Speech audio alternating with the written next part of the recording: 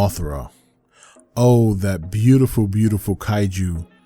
The one that you love to hate and hate to love. There is no gray area with this monster. You talk to one person, they adore her. Talk to another, they despise her. Probably one of the most popular kaiju for the right and the wrong reasons.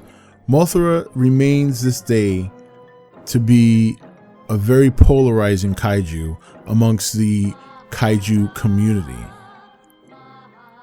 She was first conceived in the 1991 series The Luminous Fairies and Mothra, and was authored by Shinshiro Nakamura, Takahiko Fukunaga, and Yoshi Hoda.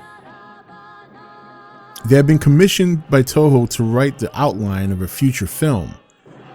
The character was further developed by Shinji Sekizawa, whose experiences of starving in the South Pacific Islands during World War II prompted him to envision a movie featuring an island where mysterious events occurred. And once again, it's incredible how this also has World War II as some sort of inspiration for the movie. When we look back to the first episode of 30 for 30, talking about Godzilla's inspiration. Debuting in 1961, Mothra's adult form consisted of a wire-operated mechanical puppet, while the larva was a suitmation puppet operated by 6 stuntmen crawling in a single file. I mean, can you imagine having to crawl, but then having to crawl in such a way that you cannot fall behind the men in front of you or go too slow where the person behind you bumps right into you? It must have been incredible timing for these men to pull this off. Luckily, they didn't have to do this long.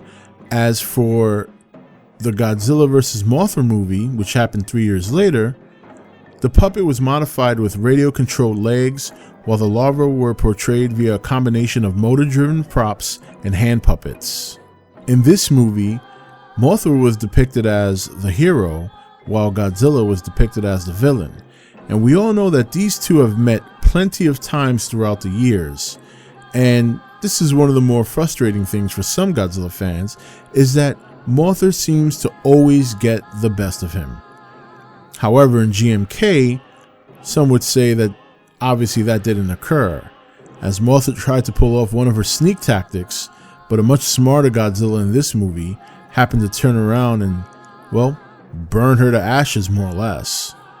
During the Heisei series, or the early Heisei series I should say, there were attempts to develop Mothra and more standalone films. Akira Murawa wrote a screenplay in 1980 entitled, ready for this you guys? Mothra vs. Bagan. Yes, the Bagan that everybody wants to see conceived into a real film monster as opposed to his only appearance in a Godzilla game. And Bagan in this movie was supposed to be a shape-shifting dragon who sought to destroy humanity for its abuse of the Earth's resources, only to be defeated by Mothra, the god of peace. Interesting. However, later that screenplay was revised by Kazuki Omori after the release of Godzilla vs. Biollante. It was ultimately scrapped by Toho under the assumption that Mothra was a character born purely out of Japanese culture and thus would have been difficult to market overseas. Obviously, unlike Godzilla, who's internationally recognized. However, with the success of Godzilla vs. King Ghidorah, Toho sought to continue the series' newfound profitability during the 90s by reintroducing familiar monsters rather than inventing new ones. Mothra was chosen as Godzilla's next antagonist on account of the character's popularity with women, who constituted the majority of cinema goers at the time.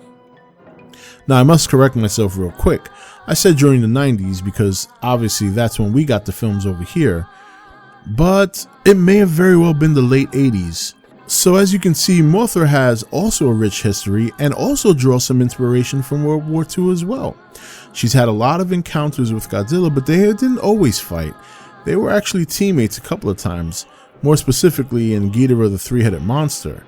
Now, we have yet to see whether or not Godzilla and Mothra will be a team for this upcoming Godzilla King of the Monsters movie, but it seems so far that they definitely won't be on opposite sides. Mothra, as I said in the earlier part of the video, has been one of the more popular and polarizing kaiju. She's ultra good, or lawful good for some of you nerds out there, and we've never ever really seen her act in any evil way. She's always been portrayed as a just deity and someone who would always be there, a kaiju that would always be there to save humanity, even if the kaiju did not agree with humanity or like the way humanity treated the earth. She would always come through to be there and save the day. And unfortunately for many Godzilla fans, it was at the expense of Godzilla himself.